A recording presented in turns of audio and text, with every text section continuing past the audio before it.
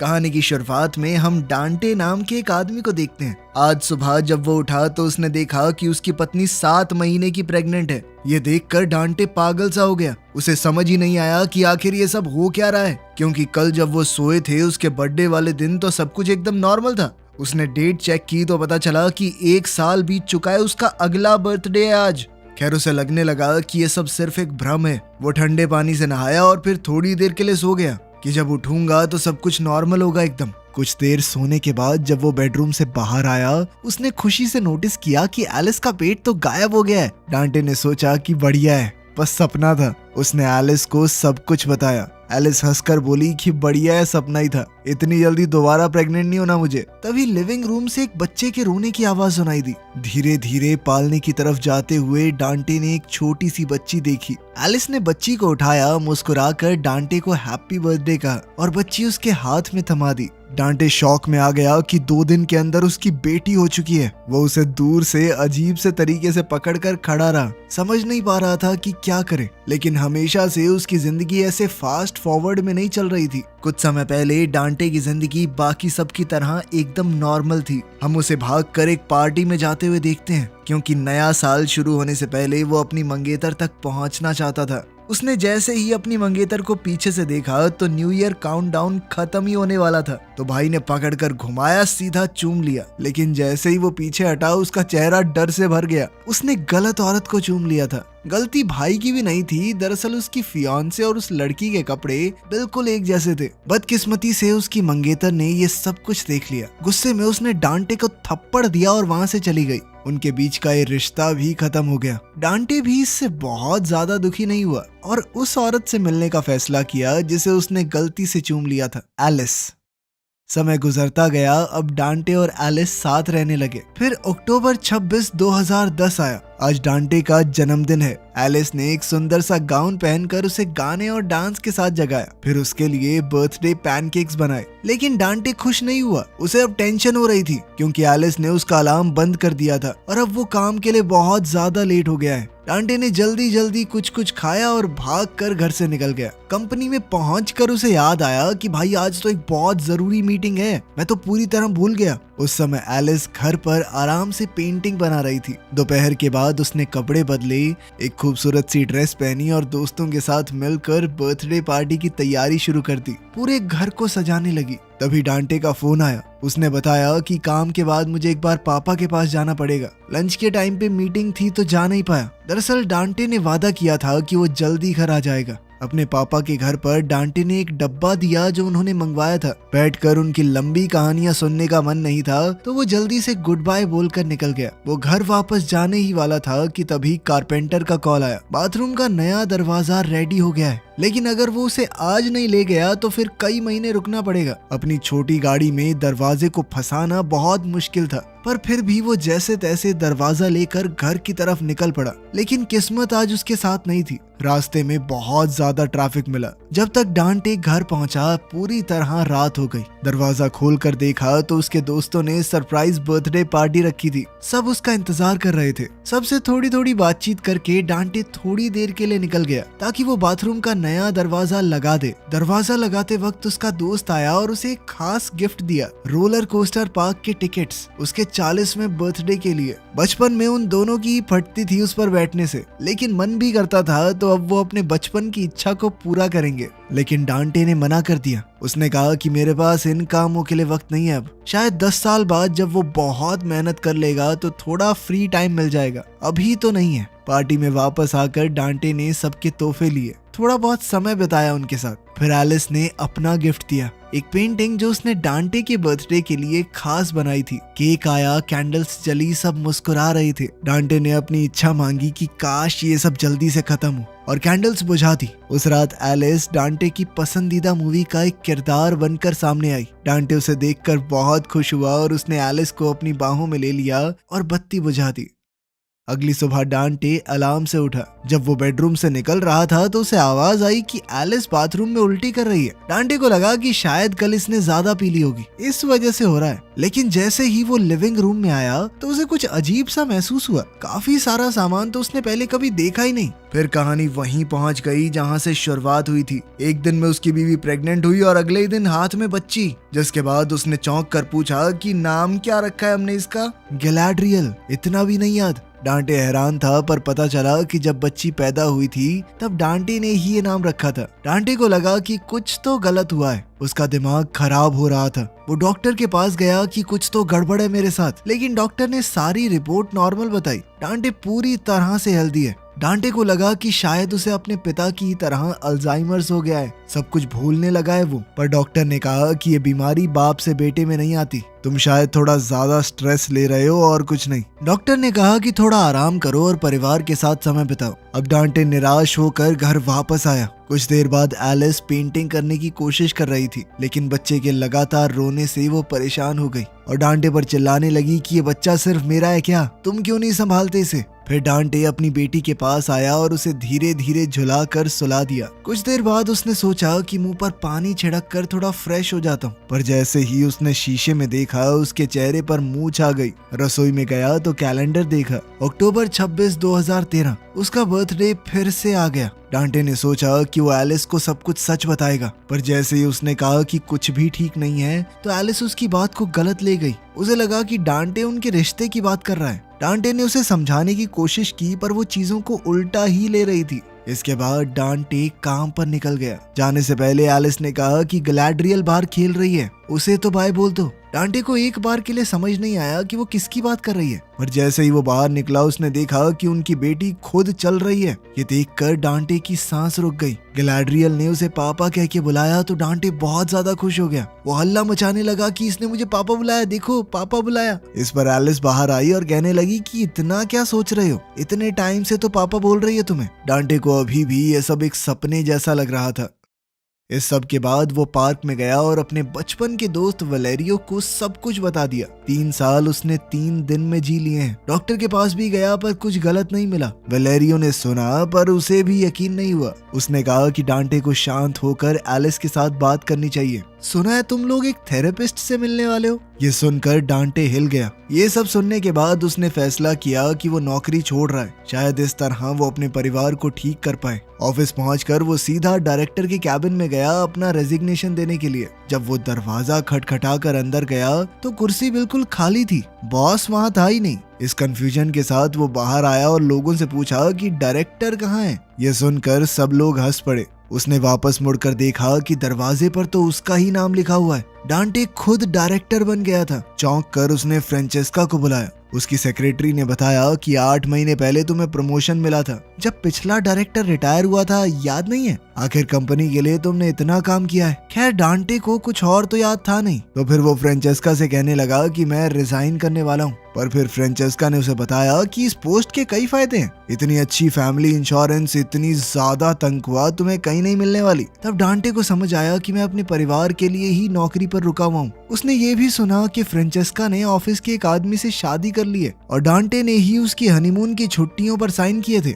ये सब सुनकर वो पूरी तरह हैरान रह गया। थोड़ी देर बाद सब लोग उसके लिए एक बड़ा सा केक लेकर आए। ऑफिस से निकलते ही डांटे ने देखा कि अब वो अपनी सस्ती गाड़ी नहीं बल्कि महंगी लेक्सस चलाता है। तभी अचानक एलिस का फोन आया कि मैं थेरेपिस्ट के पास तुम्हारा इंतजार कर रही हूँ। डांटे ने कहा कि मुझे सब कुछ याद है, मैं बस वो थोड़ा एड्रेस भूल गया था। एड्रेस कहाँ पे बताना, मैं आसपास ही हूँ। थेरेपिस्ट के कमरे में डांटे कहने लगा कि कुछ दिक्कत नहीं है। अब दिक्कत हो भी कैसे, उसके लिए तो 3 दिन ही बीते हैं, लेकिन एलिस के लिए 3 साल हो चुके थे। खैर एलिस कहने लगी कि डांटे अपने परिवार को बिल्कुल वक्त नहीं देता, बस ऑफिस के काम में बिजी रहता है, कभी कभी तो ऑफिस में ही सो जाता है। ये सारी बातें डांटे को थोड़ी चुभ गई। वापस जाते हुए उसने कहा कि मैं ऑफिस में खुद को थकाता हूँ तुम्हारे लिए, ताकि तुम घर पे बैठ के अपनी वो आराम से पेंटिंग बना सको। ये बात एलिस को बहुत बुरी लगी। वो चुप रही, पर उसकी आंखों में दर्द साफ दिख रहा था।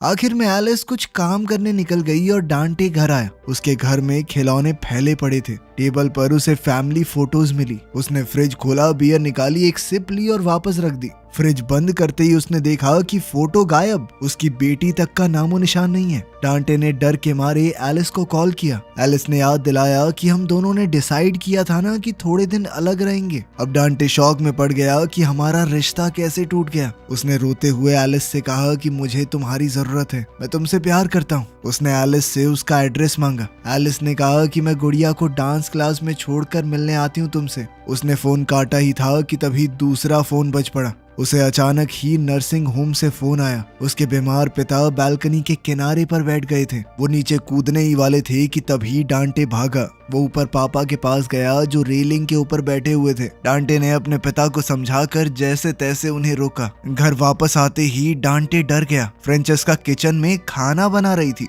उसने उसे बर्थडे विश किया और चूम लिया। पता चला कि शादी के कुछ समय बाद ही उसका डाइवोर्स हो गया और छुपते छुपाते पिछले 6 महीने से उनका अफेयर चल रहा है। डांटे हैरान है कि आखिर ये सब कब हुआ। तभी अचानक घर की घंटी बजी। एलिस वहां आ गई थी। घबराकर डांटे ने फ्रेंचेस्का को बाथरूम में छुपने को कहा। उसे एलिस से कुछ जरूरी बात करनी थी, इसलिए एलिस को ये सब पता नहीं चलना चाहिए। उसने दरवाजा खोला। एलिस ने धीरे से कहा कि मुझे तुम्हारी याद आ रही थी और पता है अब की बार मेरी पेंटिंग्स का सोलो शो होने वाला है। उनकी बातचीत के बीच ही डांटे बहुत भावुक हो गया। उसने कहा कि मैं तुमसे अब भी प्यार करता हूँ। एलिस ने अपने आंसू छुपाकर कहा कि मैं भी, पर फिर उसकी नजर टेबल के पास पड़ी एक औरत की हील्स पर गई। उसे सब कुछ समझ आ गया। वो पूरी तरह फट पड़ी। उसे अपने आप पर, डांटे के ऊपर, सबके ऊपर गुस्सा आ रहा था। वो भागती हुई वहां से बाहर निकल गई। उसके जाने के बाद परेशान डांटे ने फ्रेंचेस्का से भी रिश्ता तोड़ दिया। उसने सीधा कहा कि कभी यहाँ पर वापस मत आना। इस पर फ्रेंचेस्का भी गुस्सा होकर वहां से चली गई। लेकिन दरवाजा बंद होते ही लिविंग रूम से आवाज सुनाई दी। डांटे ने मुड़कर देखा, फ्रेंचेस्का फिर से वहीं खड़ी थी, हाथों में 2 कॉकटेल ग्लास लिए जो उसने डांटे के बर्थडे के लिए बनाए थे। डांटे गुस्से में फट पड़ा। उसने कहा कि ये सब कुछ गलत है। एक बॉस और सेक्रेटरी के बीच में ये रिश्ता नहीं होना चाहिए। ये सुनकर फ्रेंचेस्का को बहुत गुस्सा आया। उसने कहा कि ये सब तुमने ही शुरू किया था। खैर ठीक है, जा रही हूँ मैं, तुमसे तो बहुत बेहतर मिल जाएगा कोई। फ्रेंचेस्का के जाने के बाद डांटे ने सभी गेस्ट्स को भी वहां से जाने को कहा। उन सब लोगों को वो जानता तक नहीं था। उन सब के बीच बस उसे अपना एक असली दोस्त दिखा, वलेरियो। सब लोग चले गए तो डांटे वलेरियो से एलिस के बारे में पूछने लगा। फिर उसने बताया कि अपने 40वें जन्मदिन पर मैंने विश मांग ली थी कि काश ये सब जल्दी जल्दी निमट जाए। तब से ही ये पूरी गड़बड़ हुई है। उधर वलेरियो भी अपनी जिंदगी में बहुत उदास था। ना वो काम में सफल हुआ, ना परिवार बना, ना बच्चे। अब उसने शराब को ही अपना सहारा बना लिया था, लेकिन अब तो वो भी दर्द को भर नहीं रही। फिर उसे याद आया कि उसने डांटे को जन्मदिन पर क्या गिफ्ट दिया था, रोलर कोस्टर की टिकट, जिसे वो दोनों कभी इस्तेमाल नहीं कर पाए। अब डांटे जल्दी से एलिस से मिलने गया और उसे वापस आने को कहा, पर एलिस ने मना कर दिया। उसने कहा कि हर साल अपने बर्थडे पर तुम यही बात करते हो, लेकिन फिर पूरा साल कुछ नहीं बदलता। मैं थक चुकी हूँ, अब हमें अलग जिंदगियां जीनी चाहिए। सालों तक मैं सोचती रही कि तुम्हारे बिना कुछ नहीं हूँ, लेकिन अब चीजें बदल गई हैं। अब वो कमजोर नहीं रही, खुद के भरोसे जीना सीख लिया है उसने। हैप्पी बर्थडे कहकर एलिस ने दरवाजा बंद कर दिया। डांटे टूट गया। उसके दरवाजे पर जोर जोर से हाथ मारते हुए चिल्लाकर कहने लगा कि मैं तुमसे प्यार करता हूँ, एक मौका और दे दो मुझे। तब एक अनजान आदमी ने दरवाजा खोला। वो एलिस का नया बॉयफ्रेंड ओमार है। वो सोचने लगा कि डांटे शायद मजाक कर रहा है कि उसे नहीं पहचाना, क्योंकि वो पहले कई बार मिल चुके हैं। तभी डांटे की बेटी गैलाड्रियल वहां पर आई। वो उसे देखकर पूरी तरह चौंक गया। अब वो 5 साल की हो चुकी है। पिछले 3 दिनों में वो गैलाड्रियल से मिला ही नहीं, और उन 3 दिनों में उसके लिए 3 साल बीत गए थे। पार्क में डांटे ने अपनी बेटी के साथ कुछ समय बिताया। थोड़ा पूछने पर उसकी बेटी ने बताया कि मम्मी और ओमार काफी टाइम से साथ रह रहे हैं। अब डांटे गैलाड्रियल से पूछने लगा कि बेटा तुम्हें क्या पसंद है, क्या नहीं, बताओ मुझे। वो धीरे से बोली कि मुझे बस इतना चाहिए कि पापा मेरे साथ ज्यादा टाइम बिताएं, फोन कंप्यूटर अपने काम में ना खोए रहें। थोड़ा चलने के बाद डांटे उसे घर छोड़ाया और घर पर फिर से ओमार मिला। तभी वो पपी डांटे के पास एक बॉल लेकर आया। डांटे ने बॉल थोड़ी दूर फेंक दी और पपी दौड़कर उसे लेने गया, पर जैसे ही वो वापस आया वो पपी बड़ा हो चुका था। डांटे समझ गया कि फिर से 1 साल बीत चुका है। उसका फोन बजा और वलेरियो कहने लगा कि मैं पार्क में आधे घंटे से तेरा वेट कर रहा हूँ, कब आएगा भाई। उनकी बातचीत के दौरान वलेरियो ने बताया कि एलिस अभी भी ओमार के साथ ही है। इंस्टा पे कुछ फोटोज भी डाली हैं। बेचारे डांटे को पता ही नहीं था कि इंस्टा होता क्या है। खैर डांटे को अब भी हजम नहीं हो रहा था कि एलिस ओमार के साथ है। ये सुनकर वलेरियो हैरान हो गया। अबे नशे वशे करता है क्या तू? कल ही तो बोल रहा था कि यार ओमार बढ़िया बंदा है, ठीक है एलिस उसके साथ है। फिर वलेरियो ने उसे एलिस की आर्ट एग्जीबिशन के बारे में बताया। बहुत पसंद किया लोगों ने उसकी पेंटिंग को। डांटे ने कहा कि मुझे अभी एग्जीबिशन देखनी है। ये सुनकर वलेरियो और कंफ्यूज हो गया, क्योंकि वो दोनों कुछ दिन पहले ही वहाँ गए थे। वो सोचने लगा कि कहीं ये सुबह सुबह उठ के दारू तो नहीं पीने लग गया। लेकिन तभी डांटे ने नोटिस किया कि वलेरियो जूस पी रहा है। डांटे खुश हो गया और कहने लगा कि भाई तूने कब छोड़ दी? तब वलेरियो हंसकर कहने लगा कि जब से कैंसर का पता चला साले तब से। उसने बताया कि अभी 5 सेशन और बाकी हैं। उसके बाद डॉक्टर्स बताएंगे कि बचने के चांस हैं या नहीं। पार्क में टहलते हुए डांटे को रोलर कोस्टर की वो टिकट्स याद आ गई। सालों तक उसे टाइम ही नहीं मिला, लेकिन अब लग रहा है कि यही सही समय है। लेकिन इस बार वलेरियो ने मना कर दिया। अभी तो भाई ये सब करने की हालत बिल्कुल नहीं है। जाते वक्त डांटे ने उसे गले लगाया और वादा किया कि कल मिलेंगे। रात को डांटे एलिस की आर्ट एग्जीबिशन में पहुंच गया। पेंटिंग्स के अंदर उसे अपनी पूरी जिंदगी दिखाई दे रही थी। फिर वो वापस घर आकर पुरानी फोटोज को देखने लगा। उसे समझ आ गया कि अब एलिस को छोड़ देना होगा। जिंदगी को बदलने का वक्त आ गया है। बाद में वो अपने पापा से मिलने गया। उसने रोते हुए कहा कि मैं पूरी जिंदगी सिर्फ आप जैसा नहीं बनना चाहता था, लेकिन आखिर में मैंने भी आपकी तरह वही गलतियां दोहराई। उसके पिता बेचैन होकर बोलने लगे कि आज स्कूल से बंक मार के मैं अपनी दोस्त के साथ ना बीच पे घूमने गया था। डांटे समझ गया कि बीमारी और बढ़ गई है। उसके पिता अब अपने स्कूल के बाद का सब कुछ भूल चुके थे। अचानक उन्हें बहुत तेज खांसी होने लगी। डांटे पानी लेने गया, वापस आया तो कुर्सी एकदम खाली थी। सारी चीजें डब्बों में पैक थी। फिर से 1 साल बीत चुका था। होम केयर से निकलकर डांटे ने सबसे पहले अपने दोस्त वलेरियो को कॉल किया। जब उसने फोन नहीं उठाया तो डांटे घबरा गया। उसने सोचा कि मेरा दोस्त भी मर गया। लेकिन कुछ देर बाद उसे वलेरियो वहीं पर खड़ा हुआ मिला, जिंदा और एकदम तंदुरुस्त। दोनों एक दूसरे से गले लगे और जब बर्थडे की बात आई तो डांटे ने कहा कि भाई देख, आज तो रोलर कोस्टर पे चलेंगे। इस बार दोनों बिना सोचे पार्क पहुंचे। राइड शुरू हुई और दोनों बच्चों की तरह चीखने हंसने लगे। लेकिन फिर बीच में डांटे बेहोश हो गया। जब उसे होश आया तो उसके ऑफिस से बहुत सारे मैसेज आए हुए थे। अब वलेरियो अपनी गाड़ी लेकर सीधा ऑफिस भागा। रास्ते में फोन पर उसने एलिस से कहा कि आज रात तुम और हमारी बेटी दोनों मेरे घर रुक जाओ।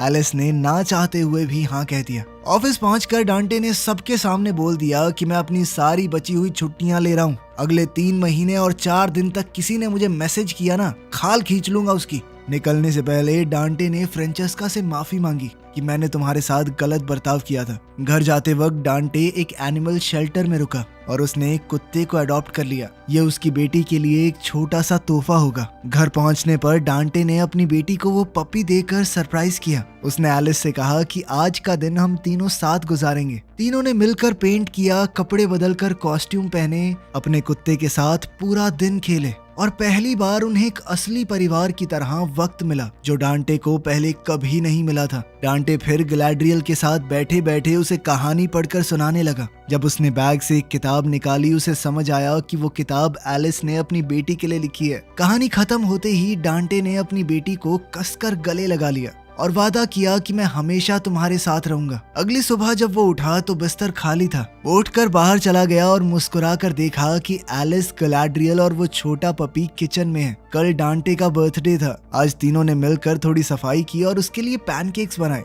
उस वक्त डांटे को समझ आया कि आखिरकार अगला दिन आ गया। डेट बदल गई थी, 27 अक्टूबर। एलिस ने उसके चेहरे को देखकर पूछा कि सब ठीक है। डांटे ने धीरे से हाँ कह दिया। थोड़ी देर बाद उसने सच बताया, पिछले कुछ सालों में मैं पूरी तरह खो गया था। समझ ही नहीं आया कि क्या कर रहा हूँ, किस लिए जी रहा हूँ। वो वक्त तो वापस नहीं मिलेगा, पर अब मुझे समझ आ गया कि आगे क्या करना चाहिए। इस पर एलिस ने कहा कि सिर्फ एक दिन में कुछ नहीं बदलता। जिस पर डांटे ने जवाब दिया कि लोग बदलते हैं। मैंने पूरे 3 महीने और 4 दिन की छुट्टियां ले ली सिर्फ तुम लोगों के लिए। इस बार चीजें अलग होंगी, मेरा भरोसा करो। वीडियो पसंद आई तो लाइक कर देना, चैनल को सब्सक्राइब कर लेना। मिलते हैं अगली वीडियो में।